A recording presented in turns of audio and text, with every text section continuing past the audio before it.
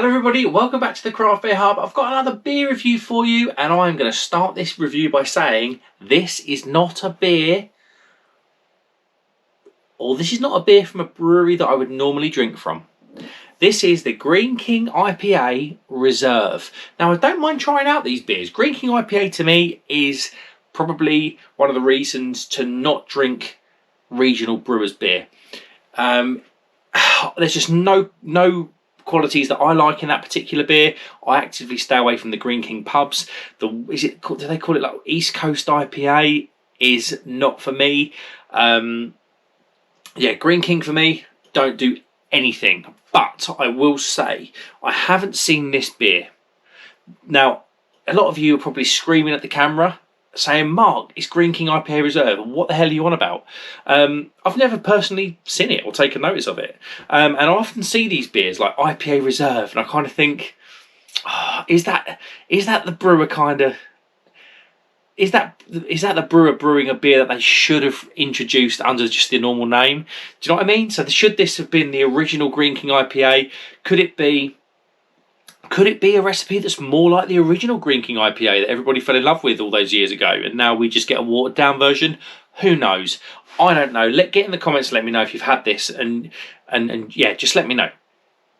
So I saw this on the shelf of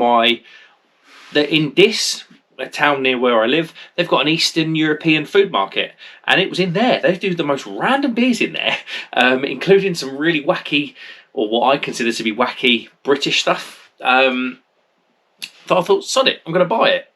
Why not? As you can see from the bottle cap, it was £2.59. And right on the collar of the bottle, it says rich and fruity, which, let's be honest, that's not a bad thing. So this particular beer, like I say, £2.59 in a 500ml bottle. It's 5.4%. And it looks good in the bottle. I really do like it. I do like the look of the appearance. And if it's the beer that I hope it is, it should be cracking. So let's get the bottle open. It's all falling on the floor. And let's get her into a glass. Now I've got a traditional ale glass for this. This kind of glass reminds me of sort of Zach Dingle sitting in the old wall pack on Emmerdale. Let's get her in.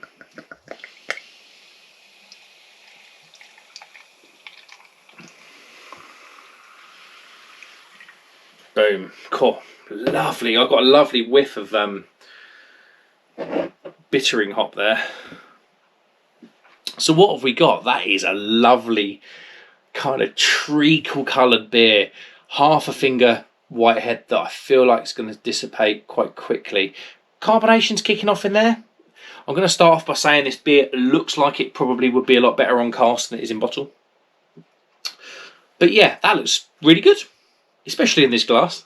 But yeah, that looks really good. I had to sort of dust this glass off. I don't drink out of it very often, so yeah, I did sort of give it a rinse and a dust off. Let's get an aroma then.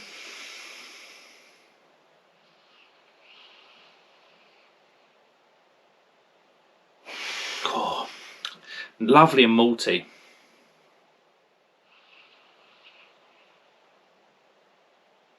Big whack of dark fruit, sort of. I'm sort of talking raisin. Lovely sort of dark caramel treacle sort of character in there as well. I'm going to start off by saying this smells okay. Could this be their version of an ESB? I'm not going to look at the back of the bottle. All I can see is Greene King IPA Reserve on the back. I'm not going to look at the back of the bottle. Could this be their version of an ESB? Could this be really good? I'm hoping so. Cheers, everybody.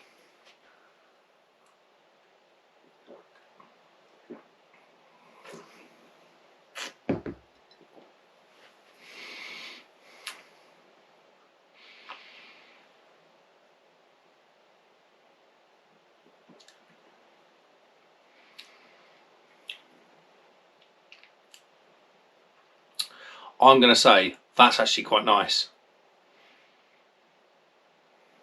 That's actually quite nice. Big whack of sort of sweet brown bread up front.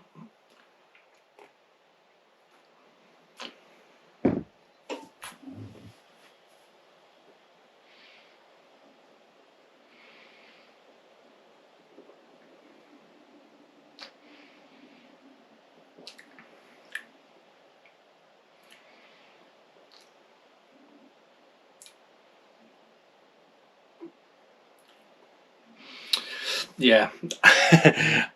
I wasn't expecting this. I think that's really quite nice. A lovely sweet brown bready whack up front from that malt that every British brewer should be good at. We brew some fantastic malts fantastic tasting malts in the UK, and they're in this beer. Excuse me. That goes on to a lovely caramel treacle character that again is probably from the malt. Then there is a fruitiness in there. It's almost like a berry dark fruitiness in there. Excuse me, it's very gassy, this beer. That's one thing I will say. The carbonation does it no favours. And then it finishes lovely and bitter. It's a lingering bitterness as well.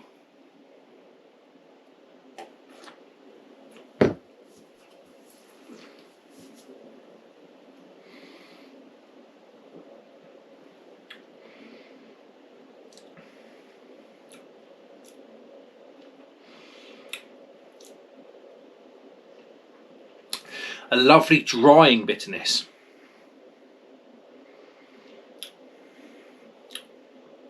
It almost is like a bit of a citrusy bitterness as well.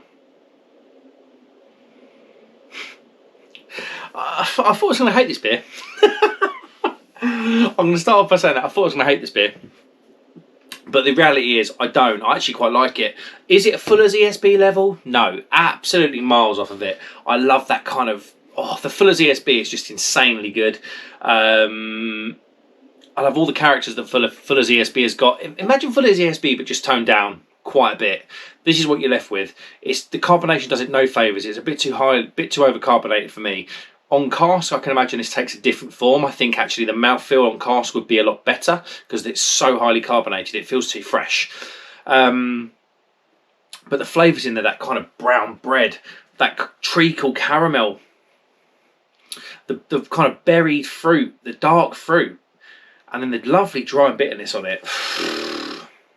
It's really, really quite nice. Greene King, I'm not the biggest fan of Greene King. I will say off the bat, I will actively avoid Greene King pubs. Around here, it's very rare that I don't. I moved up to this place about 4.5 years ago. It took me a long while to learn the pubs. We aren't a million miles away from Bury St Edmunds, where Greene King are. So you do run into a Greene King pub here and there around here. It's kind of Adnams and Greene King were like that for a long time in terms of where their pubs, what pubs they were buying. They were very much on each other's patch. But thankfully, where I live, Adnams have kind of dominated the area to the point where Greene King can't get in. But you do still come across the odd Greene King pub, and I will actively avoid them purely because I think their food is bad or not very good generally, but their beers are normally horrendous. So I'm really shocked by this. I will give it that. Bad qualities are, yeah, the overcarbonation.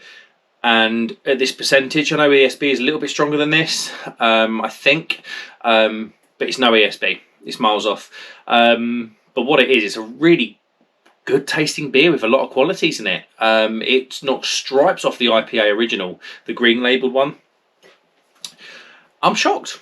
I won't lie, I'm shocked. How would I rate it then? Let's have a look at the back of the bottle. Greene King IPA Reserve. Our brewing heritage dates back to 1799. The route set down by Benjamin Greene and Frederick King. I did not know that two different guys brewed or started the brewery, hence Greene King, are embedded in the way we make our beer at our Westgate brewery today. Greene King IPA Reserve is a warming, full-bodied ale with mellow fruit aroma and a reassuringly rich appearance. Don't know if it's maybe it's a bit darker than the normal, but I don't know how appearance can be rich for me. 5.4%. There's not a whole lot else. Aroma: fruity, floral, and spicy hops. Taste: malty, warming, and full-bodied with floral notes. I wasn't getting much floral from the aroma, from the taste.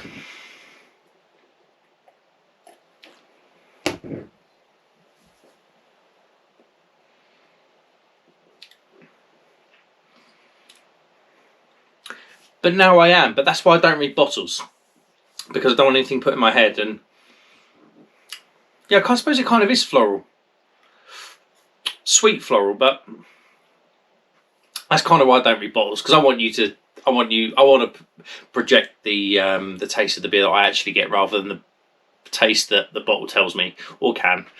But overall, not bad. Not bad at all. I'm going to give this a 3 out of 5. Surprising. Normally, Greene King beers, they don't even register. They just, yeah, normally don't register. But the 3 out of 5 I think is pretty solid for a Greene King beer for me. If you're more of a traditional beer drinker, I think you'd be rating that a little bit higher, but I have to rate it the way I find it. Thanks very much for watching, guys. Let me know if you've had this. Let me know your comments. Like and subscribe if you will, and I'll see you on the next one. Cheers.